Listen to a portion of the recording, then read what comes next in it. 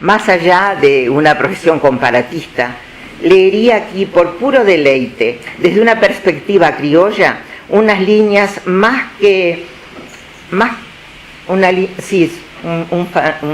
un pasaje que encuentro homólogo a esa confesión o esa aspiración de Amos Oz. Se trata de un personaje de Montiel Ballesteros, un paisanito bueno, anónimo e iletrado. Quiere tener nombre propio, no tiene nombre propio, no tiene nombre. Se lamenta por desconocer el abecedario y, por ejemplo, esto sería para los cuentos infantiles, no poder jugar al veo-veo. Por eso, en vez de preguntar qué ves, y acá creo que en el juego hay una omisión de tipo de teoría del lenguaje que habría que subsanar, porque dice, ¿qué ves? Ve una cosa que empiezan por tal letra, las cosas no empiezan por letras, bueno, no importa. El paisanito se inventa su propio juego. El juego que inventa es quiero ser, y leo de Montiel Ballesteros. Quiero ser curandero para curar a los enfermos. Quiero ser un comisario para tener mando y gritarle a los milicos fanfarrones que se creen mucho y se llevan todo por delante. Quiero ser pájaro para volar bien alto sin cansarme. Quiero ser hormiga, avispa, carrero, domador, turco de carro, y todo eso lo explica por qué. Quiero ser alambrado para ser dueño del campo. Ambicioso el gurí, le dice el padre, y agregó, como ante un inesperado descubrimiento, amigo, usted va a ser más poderoso y más rico que el estanciero más platudo que pueda existir. Va a ser propietario para siempre, para toda la vida. Sí, porque el patrón puede perder el campo si le va mal en los negocios o en una jugada o en algún pleito, pero el alambrado no. El alambrado siempre se queda ahí, parado, día y noche, y muy serio, cuidando lo que es de él. Hasta ahí la cita de Montiel. No sorprende que un paisanito criollo y anónimo quiera tener un nombre propio que define y defienda su identidad rústica y nativa, como tampoco sorprende que un niño israelí, un judío, presienta la amenaza de la desaparición con más intensidad que otros niños. Una angustia por sobrevivir o el deseo de posteridad alientan la creación. Una coartada nostálgica de la condición edénica a la que cada artista aspira. Decía André Malraux que el museo es el único lugar, que se llama la mort, que se salva de la muerte. Si las bibliotecas, como los museos, son sedes de eternidad, o por lo menos un sitio donde se detiene el tiempo o se advierte la contemporaneidad de todos los tiempos, es en la etapa digital donde esta etérea construcción deviene más verosímil. La presentación de hoy tiene lugar en un museo o en una biblioteca donde coinciden la memoria y sus monumentos, la historia y sus documentos, donde se conjugan mostrar y decir, pero entendidas como funciones solidarias, recíprocas y complementarias, contrariamente a la adversidad sentenciosa que formula uno de los más conocidos aforismos de Wittgenstein, donde dice, bueno, como se sabe, lo que se puede mostrar no se puede decir, habría que ver qué pasa hoy en día. Bueno, cuando Aspiros tuvo la amabilidad de invitarme a participar en este acontecimiento, recordé un planteo de Ariadna Isla, no sé tampoco si es Isla o Islas, creo que es Isla, que mantiene, ¿cómo? Islas. Muchos, bueno, que mantiene su vigencia. Hay una errata entonces en la transcripción de un artículo. Ariadna se refería al cambio cognoscitivo y a cierta crisis en el diálogo con el público visitante, tanto por las alternativas que multiplican los nuevos medios como por la concepción de museo abierto, dice, las presentaciones multimediáticas sobre la base de fotografías, es lo que sugiere en lugar del retrato, la pintura de historia, la reliquia secularizada. La cita es fragmentaria. Pasaron varios años y ahora, desde esa publicación, gracias a las colecciones digitales y los incontables dispositivos móviles de comunicación, se afianzó una etapa cultural en la que apertura crece tanto que ahora el conflicto ya no son los límites infranqueables, sino su colapso. Recientemente, The Square, un muy buen film del director sueco Ruben Östlund, alude tanto al cuadrado, a la figura geométrica, como a square, que significa plaza, tanto en inglés como square en francés. El film plantea algunos problemas que afectan a los museos desde hace un tiempo. Entre otros, la definición del arte contemporáneo, los atributos y funciones de sus directores, la difusión de sus colecciones, su conflictiva relación con los medios, ya verás, sin dejar de aludir el decisivo tema de límites. Dado que los viejos prejuicios pesan tanto como los nuevos, es tan arduo definir como difundir el arte contemporáneo, así como evitar la utilización redituable y deplorable de esos prejuicios por la publicidad sensacionalista y demagógica o por los medios en general. El film empieza con el incidente que padece el director en una plaza, The Public Square, diría Franklin Foer, aludiendo a The Public Sphere, la noción de Jürgen Habermas o de otros, un incidente en la plaza, en The Public Square, que repercute en The Square. Así se llama la nueva muestra de arte muy moderno que está programando ese museo y que da nombre al film, y en parte también a Gabriel a la conferencia. La obra consiste en la representación literal de la figura geométrica, iluminada sobre la oscura y lustrosa superficie de un suelo de adoquines a la entrada del museo, en un país escandinavo. En una entrevista, el director atribuye la obra de Square a la argentina Lola Arias, una artista que existe en realidad, que se dedica al arte actual, aunque no es ella en realidad la autora. Un plagio insólito y a contrapelo. Y dicho sea de paso, según me dice una estudiante, Lola Arias se encuentra en este mismo momento en la Sala Citarrosa presentando un film documental en el festival que allí hay. Bueno, esas coincidencias. La instalación del Square implica el desplazamiento de una escultura ecuestre dedicada presumiblemente a un héroe nacional. Pero al acometer el primer movimiento de ese desplazamiento, el armado guerrero se desarma en pedazos, una parodia ruidosa que burla la vetustez de los monumentos oficiales y alegoriza el escepticismo prevaleciente respecto a la consagración de héroes, caudillos, prohombres, no dice promujeres, el diccionario por lo menos, y de los símbolos emblemáticos de la nacionalidad. Un desplazamiento literal en clave humorística, irónica, que con diferentes grados de crueldad cifrará el film. Pero no era mi intención contar una película, sino entender cómo, a partir de ciertos símbolos, el cine imagina hoy en día las instituciones que más nos importan.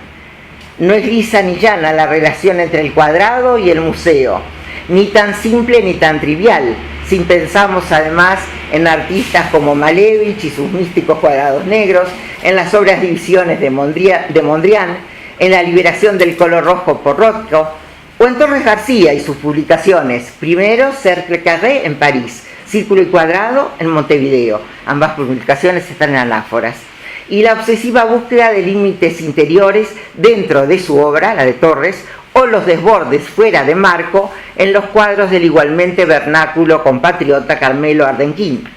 Insisto, los límites están en crisis, una crisis que The Square dice y muestra, habilitando un espacio bien cuadrado que pone en evidencia la falsedad de reglas y de regulaciones.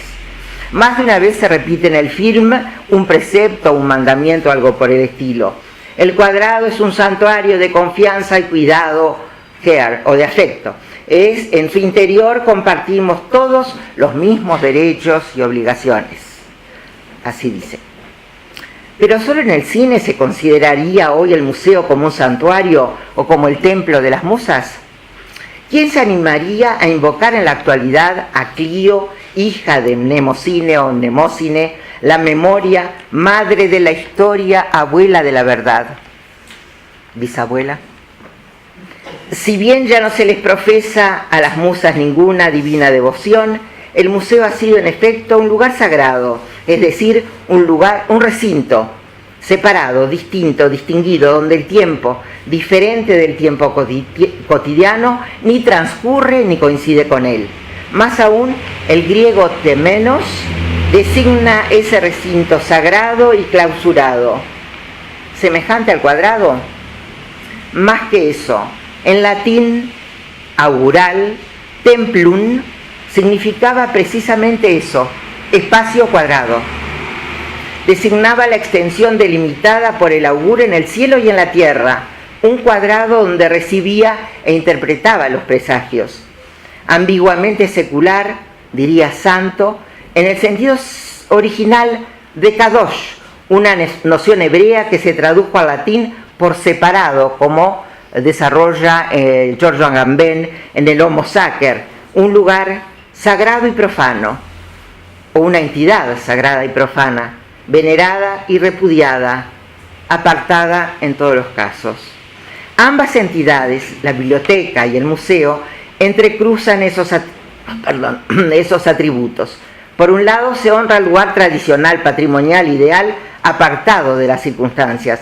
Por otro lado, las variaciones conceptuales del Museo Imaginario de Malraux, que oscila entre la batería de souvenirs, es decir, reproducciones, postales, diapositivos, videos, libros, juegos, camisetas, lo que sea, ¿no?, que copian las obras más famosas, carteras, la de Vuitton. Entre esas chucherías, en un extremo, y la colección imaginaria que conserva la memoria de cada uno de nosotros en el otro extremo, las imágenes mentales asociadas a recuerdos, bien llamados los recuerdos, recollections en inglés. Algunos años antes de amonedarse la noción de museo imaginario de Malraux, ya el personaje de Robert Musil en El hombre sin atributos, el general Sturm von Borgberg, al encontrarse en la sala de los catálogos de la Biblioteca Nacional de Austria, tuvo la impresión de penetrar en el interior de un cráneo.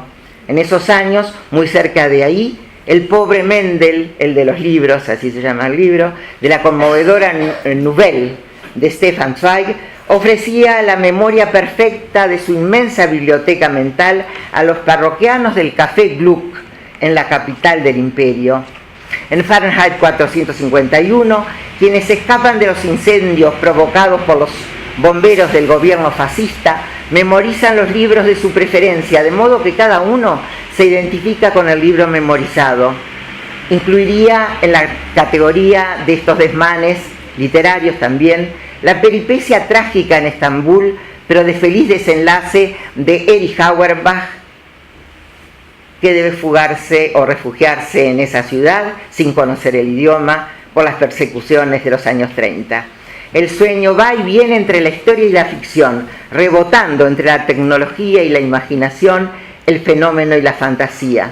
Y si fuera Mnemosine, madre de las musas, madre de la historia, o sobre todo el motivo del Atlas Mnemosine, la genial propuesta de Aby Warburg, una puesta en escena la suya que compromete a la erradicación de las obras de arte, libros, fotos, periódicos impresos, arrumbados en los anaqueles o rincones de las bibliotecas, en los sótanos de los museos, en la actualidad en los satélites donde vagan las sombras de los objetos materiales, como vagan los recuerdos en la memoria mental y sensitiva de esos personajes, en cada recuerdo afectivo e intelectual, by heart, par cœur.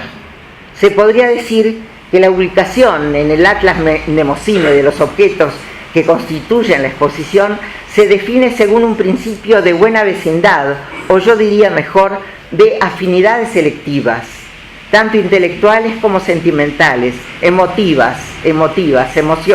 en movimiento, emotions.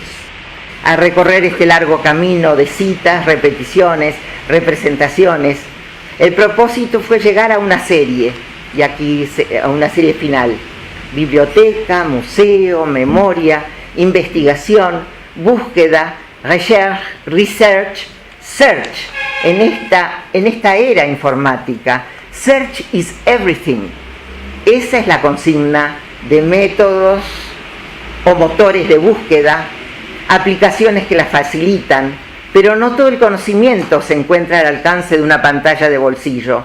Son facilidades, arriesgan una frecuente y fingida erudición que acecha la producción digital, pero felizmente las enciclopedias no se reducen a la consulta mecánica de la que diría hoy Wikipedia. Wicked en el sentido malo, ¿no? Su eficaz superficialidad no ha desplazado la posición material de colecciones. el director de museo, la directora de la biblioteca, sabe que el acervo es todo, imprescindible para celebrar también esta etapa presente. El caudal de imágenes mentales varía de persona a persona, o de tiempo en tiempo, todo el tiempo, radicadas en la memoria o en las redes, desmaterializadas en ambos casos, despojadas de sus particularidades perecibles, sobreviven o sobrevienen como fantasmas, anticipando la eternidad bajo especie de copias planetarias. La obra de Warburg restituye, esa es la palabra, la obra a su entorno por medio de las asociaciones que personales, biográficas, históricas, afectivas, la relacionan con el medio y con la mente, habilitando lo que él llama un Denkraum, un espacio del pensamiento o del pensar, erudición histórica o intuiciones prodigiosas. Todos esos autores que hemos citado han aludido a ellas.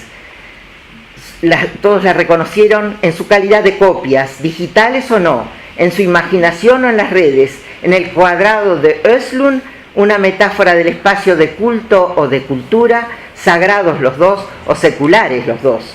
Si se empezó por citar y seguí citando, terminaré por otra cita, también muy conocida, que predecía: todo en el mundo existe para acabar en un libro. De acuerdo, pero en un libro digital, diría, expuesto en cualquier pantalla. Uno se pregunta, ¿qué imágenes habría elegido Warburg en esta era de digitalización interminable para contextualizar la creación en las redes?